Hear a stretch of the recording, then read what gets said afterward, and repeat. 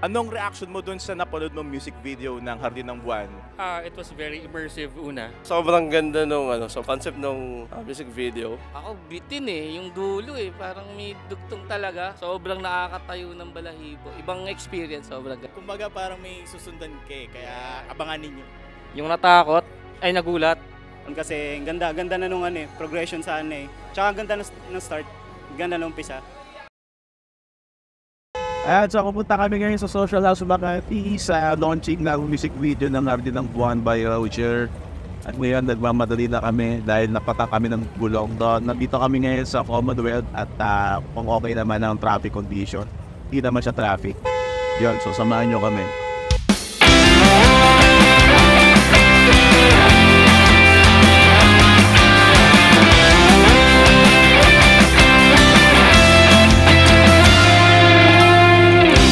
Dati nating tagpuan, naaalala mo pa ba?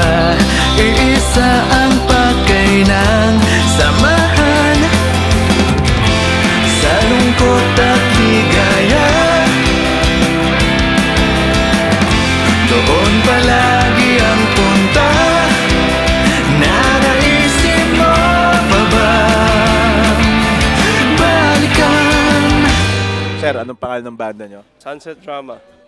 Nandito ba sila? Pag wala, singilin natin. Ayun, meron. Grabe performance yun. No? So, konting survey lang. Ano ba yung naging reaction mo dun sa MV na napanood mo? Gaya ng sinabi ko kanina sa stage, nainggit kami.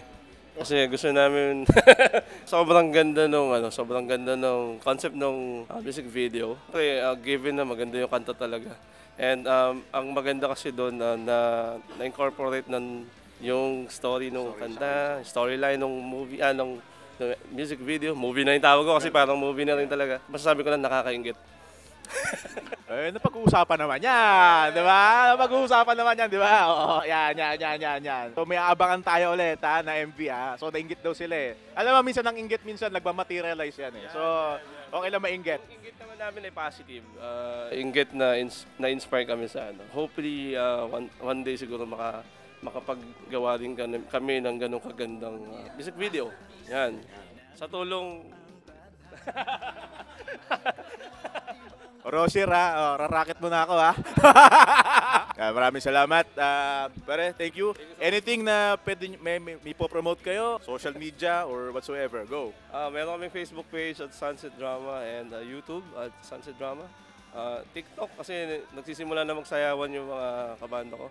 So TikTok. Nakalabas ba yung mga puwit niya mga at Sunset Drama and Spotify on Sunset Drama. Ayan, doon nyo kami pwede i-follow. Guys, Sunset Drama, ladies and gentlemen. At palakpakan natin sila. Thank you so much. Right. At kayo naman, kayo. Yeah. Ako po si Rain, ang vocalist and guitarist ng Sunset Drama. Dubois from France, guitarist. Eman on drums. Seth on bass. Bakit Sunset Drama? Kasi kami, mga sad boy kasi kami. Kasi yung tema ng mga kanta namin puro may mga hugot. Ewan ko, may pinagdadaanan nata yung songwriter namin Yun nga, lahat ng mga kanta namin, may mga malulungkot, may mga masasaya. Yung mga dramatic, di ba, pag sunset, may drama. Drama hindi naman ibig sabihin malungkot So drama is story ng buhay ng bawat isa. Halo-halong story yung pwedeng mapakinggan sa music namin. Pogi rock, yan. Kahit hindi kami pogi, basta rock, nandun yun. Yung napanood yung MV, ano yung mga medyo na-feel nyo dun sa film?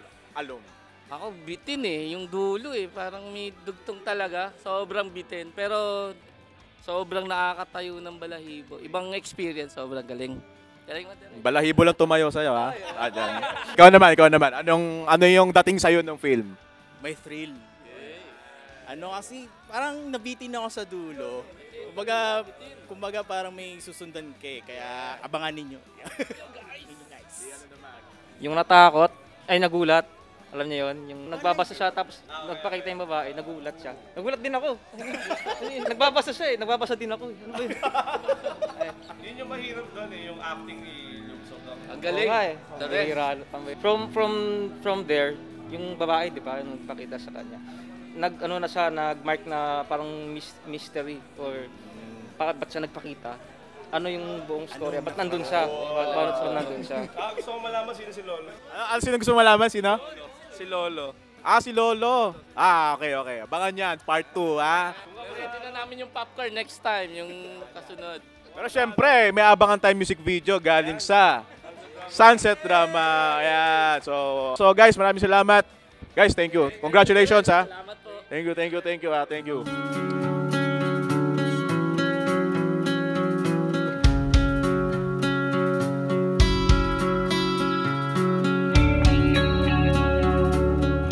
Sir, ito naman next ating interviewin. Anong pangalan ng banda mo, sir? Tsaka pangalan mo? EOS, Rimarl pangalan ko. And by the way, siya nga pala yung parang founder ng Manila Sonic Correction. A few moments later. Ayun guys, so kasalukuyan ini-edit ko yung interview natin sa premiere night ng Rocher ng Hardin ng Buwan. Hindi ako gumawa ng video dito kasi susunga-sunga lang sinasabi ko. Correction lang, hindi siya Manila, the Manila Sonic Collection, mali yun. Correction, it's the Sonic,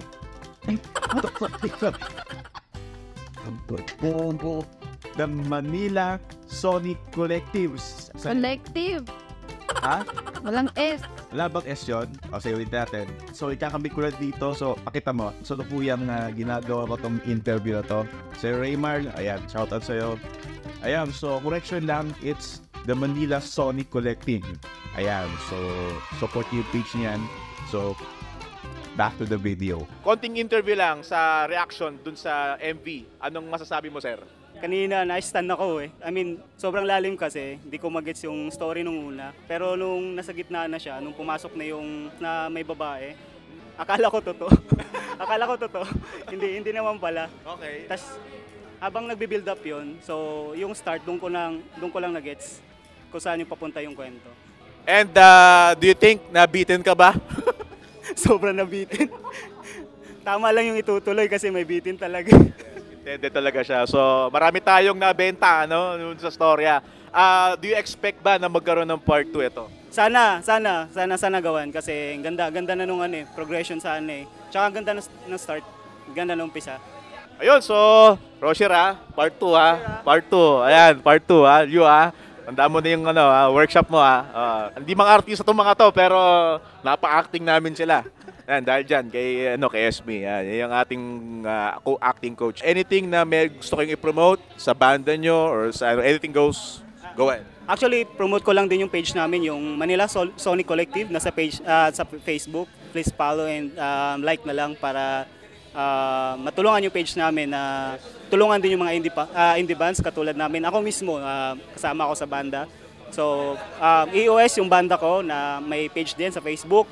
Nasa Spotify din, may mga kanta na kami doon, mga nasa 18K streams na and 20K. So, AOSPH or End of Shift. Ayan. Yan. Guys, pakinggan niyo yung mga music nila at supportahan natin ang indie bands, local music dito sa Pilipinas. So, ngayon, dahil sa community nito, kailangan nilang marinig. Kailangan silang marinig at mapakinggan. Maraming mga banda magugagaling pero hindi napapakinggan. But this Manila Sonic Collective, like niyo yung page nila at doon mag-feature yung mga iba pang mga artists local, especially sa indie. Alright? So, sir, maraming salamat. Thank you for your time. And hanap pa tayo ng ibang banda. Right? Right.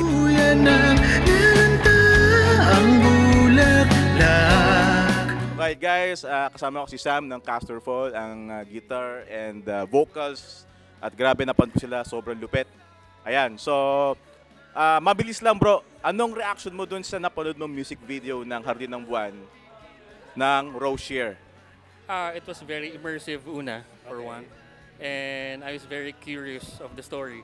So yun, lalo na sa dulo, bitin. So, you're waiting for the second episode kung meron pa. So hoping ka for the second sequel? Definitely, yeah. Yun naman ang goal natin, no? So, sa mga di nakakapanood dyan, i-upload namin ito. Ayan, sa social media accounts, YouTube channel ng Rocher and Facebook. So, anything else, mga glimpse sa napanood mo, meron bang umano sa'yo doon? Tumatak or questions? Definitely. Una, sino si Mystery Girl? Saan siya galing? And we all have different speculations tungkol sa pinanggalingan niya. And yun, it would be very interesting to see sa susunod na episode kung kailan man siya lalabas, kung ano yung storya talaga. So far naman, nabenta naman namin yung material sa inyo. Of course, of course. Thank you very much. Nag-enjoy kami. Thank you very much. And anything na you want to promote, your Facebook page or ano man, go. Okay, thank you. Guys, please like and follow our band, Casterfall. May Facebook kami, facebook.com/casterfallph. Instagram din meron. And may 2 songs kami sa Spotify right now. So search na lang Casterfall din. Hopefully madadagdagan this year yung songs namin. So yeah, thank you. And I hope na magkaroon din kayo ng music video. Yeah, nainggit kami sa kanila eh. So sabi ko sa mga bandmates ko, streamline natin to kasi nasa plano naman. Yes. And definitely kapag may kasi music video iba eh. No, mayroong talagang tatatak na song and from there, yun na yung magdadala sa inyo into something, no? Once na mapush yan. No? So, any message for the local bands, indie, sa community nyo? Keep on working on your craft. Nowadays, madaling panghinaan ng loob. Pero just kung ano yung napag-usapan yung plano, keep on pushing. Kasi as long as you work hard, it always pays off. And if it doesn't pay off, then at least you tried. Importante, masaya ako sa ginagawa nyo. No. Bayad man or hindi, at least the music is, is life. Ika nga, alright? Right, Casterfall, guys, ladies and gentlemen. Sir Sam, at sana supportahan nyo yung banda nila, social media, supportahan nyo sila. And natawagan ko yung bandang yung nagkalat ngayong gabi. Charot. Ako si Liu, vocals. Rose here. Ako si Paolo, bass. Alfred, guitarist. PJ and drums. Rose here! Anong naging feeling nyo ngayong gabi? Okay sa akin, somehow fulfilled. Pero pakiramdam ko kasi parang simula pa lang kasi kailangan natin pakalat pa eh. Fulfilling kasi yun nga, after nung lahat nung puyat, pagod, at last nailabas namin yung first part ng Forever. Loop, eternal loop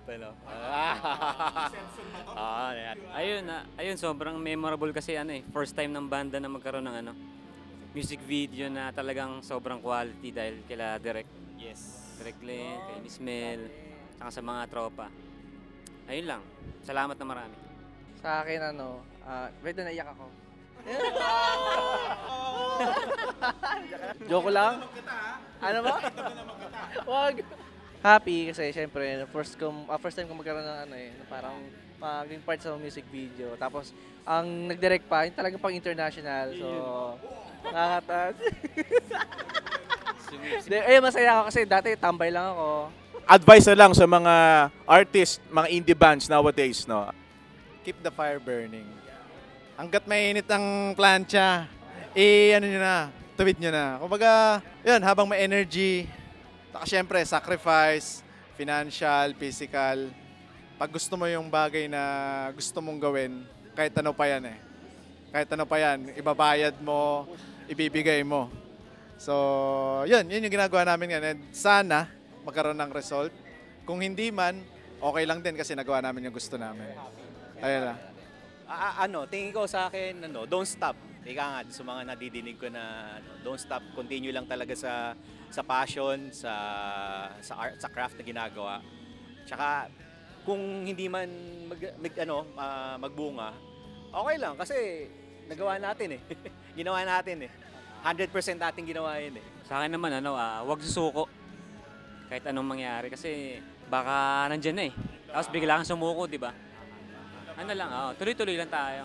Kahit anong mangyari kasi magagaling tayo Kailangan may tiwala ka talaga sa sarili. Tsaka sa mga kabanda mo, sa mga kaibigan. Sa akin same lang din. Kung makikita niyo may potential naman din kayo or ituloy niyo lang din. And story lang din kasi dati kasi 2018 pa lang ata kinukuha na ako ni Alfred maging. Sabi ko, hindi ako available kasi may bagong trabaho namin, ganyan. Tapos may anak, 2. So hindi ako. Tapos ang nangyari, nag-pandemic. So wala rin. Nagkaroon sila ng drummer na. Nung July, chinat niya ako. Sabi niya, pre, na-realize ko, sabi niya sa akin, mahal pala kita.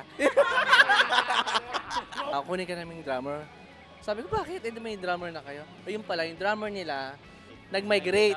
Kaya sabi ko, sige, try natin. So, ayun, hanggang umabot na kami dito. So, masaya ako, naging part ako hanggang sa music video na. So, Talambuhay yun ni PJ. Oo.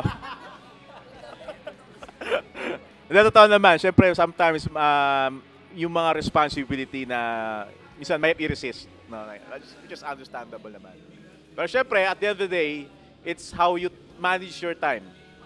And siyempre, basta passion pinag-uusapan, by hook or by crook, rock and roll. No? Alright, so guys, any promotion or promote yung Facebook page nyo or YouTube? Please like our Facebook page, Rosier PH. And syempre yung aming YouTube, meron kami nun. Rosier PH din. So, like nyo rin. Rosier PH din, no? Na may underscore yata. So, search nyo lang din yon.